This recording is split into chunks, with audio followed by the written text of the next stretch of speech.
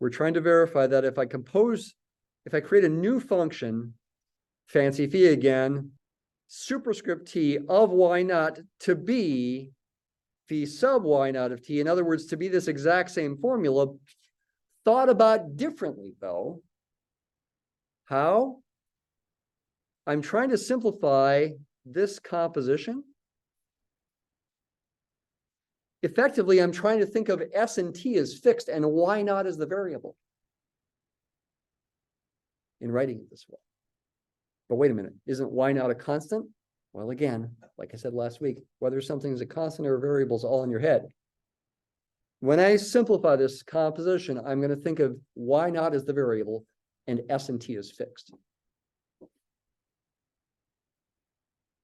How do you do this? Well, it's not super pleasant, but it can be done. Replace phi superscript t of y naught with its formula, which is again the exact same formula. So that goes in here.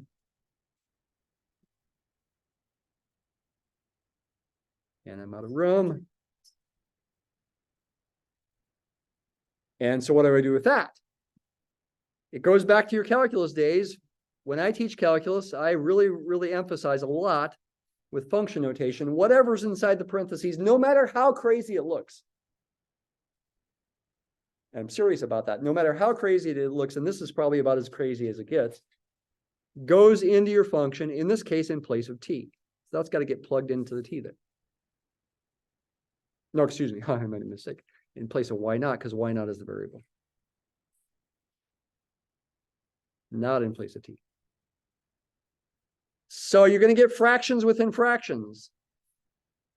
You replace the y naught up there with this whole thing, you'll get y naught over y naught plus 1 minus y naught e to the negative t.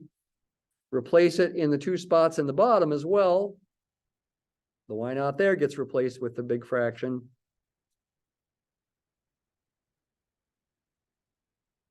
Right there, and also in here. And if we're going to do what we are tasked with doing here, and careful also, this is a different letter there, it's a superscript s, so over here I have e to the negative s, not e to the negative t.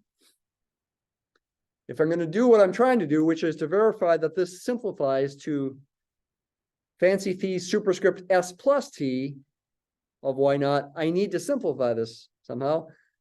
Fractions within fractions, I could subtract those fractions, but it's quicker just to try right away to get rid of the fractions within fractions by multiplying by a disguised form of 1. That'll cancel the denominators there.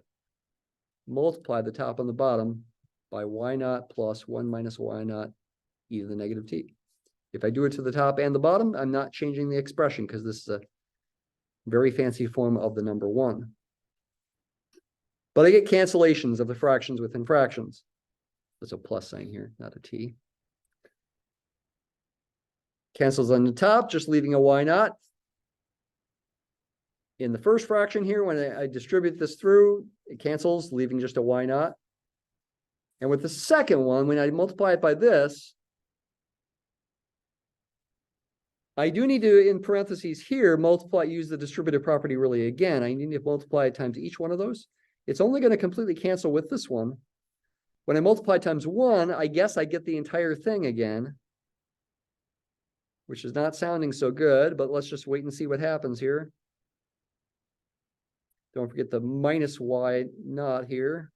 That comes from this part right there. And the e to the negative s just stays as it is. And yeah, you get simplification. The y naughts cancel. If you don't make a mistake, it's like magic.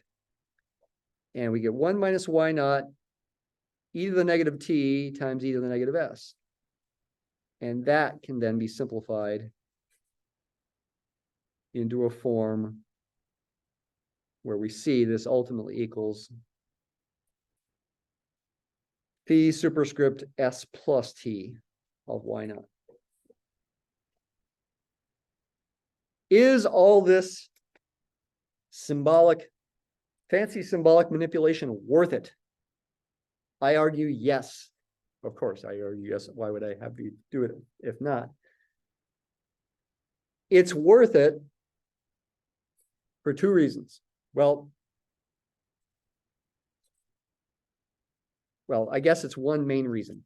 In the first case, we're trying to verify, part A, we were trying to verify that horizontal translations of solutions of autonomous equations are new solutions. It's not the same function. This fancy phi of t is not the same function as the original unless h happens to be 0. But you get a new solution. And we did it even in the abstract. We proved an abstract and important fact that horizontal translations of solutions of autonomous equations are still solutions. Geometrically, it makes sense, but it's nice to see it work symbolically too. This is going to generalize to higher dimensions as well, as you're working on right now. With this one, what this is really emphasizing, again, is the equality of this composition that's evidently working, at least in this case, but I'm telling you, it also works for arbitrary autonomous equations. It's nice to see it working out with the example. How would you verify this is true in the abstract for arbitrary autonomous equations? That's harder. I'm not going to do that today. Why is that important? I said last week that this is important because it ultimately is going to tie together differential equations and linear algebra. It's going to tie the subjects together. It's going to tie together differential equations to difference equations. And the other stuff we talked about briefly last week, like the matrix exponential, that's all part of it too, because that comes up in deriving formulas, essentially, that help you verify these things and see the relationship ultimately between differential equations and difference equations. I'm not explaining that relationship yet, okay? That's still to come. But it's going to tie the subjects together.